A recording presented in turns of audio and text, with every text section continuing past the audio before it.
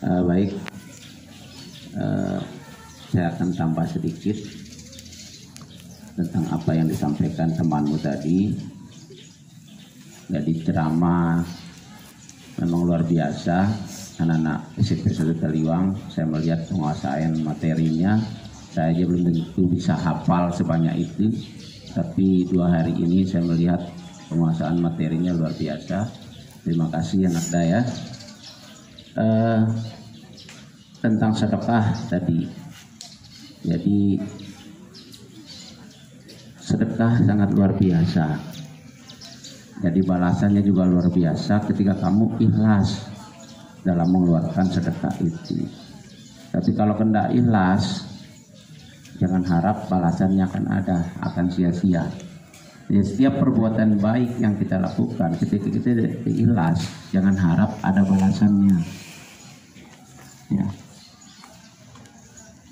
Bagaimana kamu bisa tahu bahwa kamu ikhlas atau tidak? Salah satunya kalau kamu ingat terus apa yang sudah kamu keluarkan. Itu tidak ikhlas itu. Ikhlas sudah tidak ikhlas. Kamu keluarkan hari ini untuk imtak ini misalnya 2.000, terus kamu ingat sampai 1 minggu, itu sia-sia sudah itu. Ikhlas sudah sia-sia.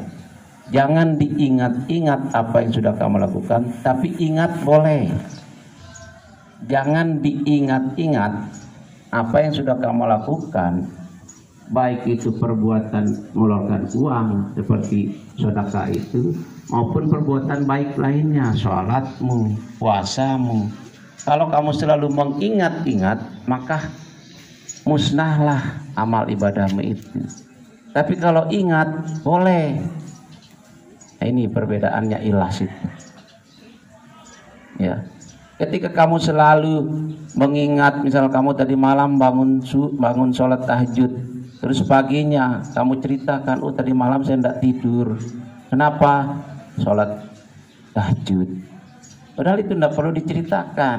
Maka kamu selalu mengingatkan kebaikan-kebaikan itu, musnahlah kamu punya amal ibadah itu. Cukup kamu dengan Allah saja yang tahu ketika kamu sudah mengeluarkan kebaikan itu. Nah, tapi kalau kamu ingat 2.000 hari ini, ingatnya 1 bulan, jangan harap akan mendapatkan pahalanya. Nah, itu. Jadi itu kalau kamu ingin tahu bagaimana orang ikhlas. Bisa dipaham enggak?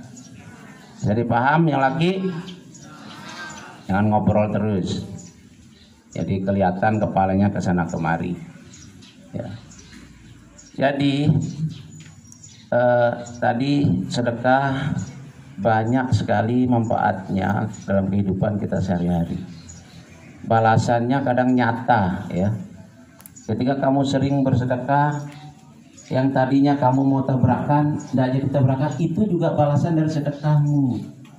Ya, mau Hondamu hampir hancur tapi tidak hancur, itu bagian daripada balasan. Harus sama sadari itu. Kesehatan kamu itu bagian daripada sedekahmu. Ya. Jadi tidak harus dibalas oleh Allah itu dalam bentuk uang lagi, tidak. Ya. Dalam bentuk kesehatan kamu sehari-hari tidak pernah kena penyakit yang berbahaya, yang meluangkan uang banyak, itu juga sedekah, balasan dari sedekah kamu. Ya. Jadi ketika kamu dikasih keselamatan dalam hal apa saja, coba kamu perhatikan. Ketika kamu betul-betul ikhlas dalam mengeluarkan sedekah itu, banyak keanehan-keanehan yang terjadi pada diri kamu. Ya. Baik saya, Bapak Ibu guru, ketika sering bersedekah, ada hal-hal yang tidak masuk akal kita bisa terselamatkan, ya, dengan sedekah itu. Jadi jangan karena kamu sedekah, nanti balasannya uang juga, enggak. Ya. Itu yang dimaknai oleh temanmu tadi, bahwa sedekah itu sangat luar biasa, balasannya nyata. Balasan di dunia dan di akhirat. Di akhirat kan nanti. Ya. Tapi akan sia-sia tadi saya bilang, ketika kamu PAB tidak pernah ingat ketika sudah keluar. Itulah contoh real ikhlas itu. Ketika kamu sudah keluarkan, jangan ingat-ingat lagi. Ya. Nah itu. Pernah ingat enggak kalau PAB enak sakitnya? Nah itu, belajarlah seperti itu ketika kamu ikhlas. mau kamu dalam hal mengeluarkan uang, mau kamu dalam hal puasa, ya, zakat, sholat, jangan diingat-ingat karena kebaikan sudah jelas diambil oleh Allah itu menjadi kebaikan amal ibadahmu. Tapi yang kamu ingat berapa kali kamu melakukan kesalahan dalam setiap jam itu. Dari subuh sampai zuhur berapa kali kamu melakukan kesalahan, itulah yang kamu perbaiki, kurangin kesalahan itu. Ya. Jangan diingat-ingat kebaikannya, kebaikan tidak akan berubah, tetap saja kebaikan. Kalau memang 50%, ya 50% itu amalmu itu yang akan diterima. Tapi berapa kali kamu melakukan kesalahan dari subuh sampai zuhur, zuhur sampai asar, asar sampai maghrib, maghrib sampai Isya sampai subuh. Hitung berapa kali kesalahan, kurangin dari 10 kali menjadi 9 kali. Ini yang kamu harus hitung supaya bisa kamu merubah diri kamu itu supaya menjadi anak yang soleh soleha. Kalau itu tidak bisa kamu rubah, jangan harap kamu akan bisa menjadi anak yang berbakti kepada Allah dan Rasulmu. Jadi perintahnya seperti itu, ya. Ya tolong didengar, ya. Jangan banyak ngobrol. Ya. Jadi contoh ini, bawa kopiah, bawa buku Yasin, tidak mengikuti perintah. Nah nanti kena hukuman, itu hukuman dunia, suruh cabut rumput, itu real kan. Nah, akhiratnya lain. Ketika dia sakit hati saya hukum, dia sendiri yang menyiksa diri sendiri.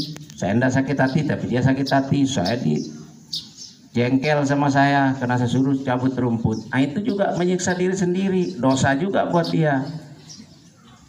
Ya, bukan dosa buat saya ketawa ke TV tapi dia jengkel, sakit hati, dendam sampai umur hidup. Ya, apa bisa selamat seperti itu? Tidak akan selamat. Memelihara penyakit hati. Nah, lari ke dalam lagi. Nah, jadi itu makna dibalik ceramah temanmu tadi yang luar biasa. Sedikit saja kita ambil, bawa dalam kehidupan sehari-hari. Insya Allah kamu akan menjadi orang yang terselamatkan dunia maupun akhirat. Mungkin itu saja dulu dari saya. Demikian. Assalamualaikum warahmatullahi wabarakatuh.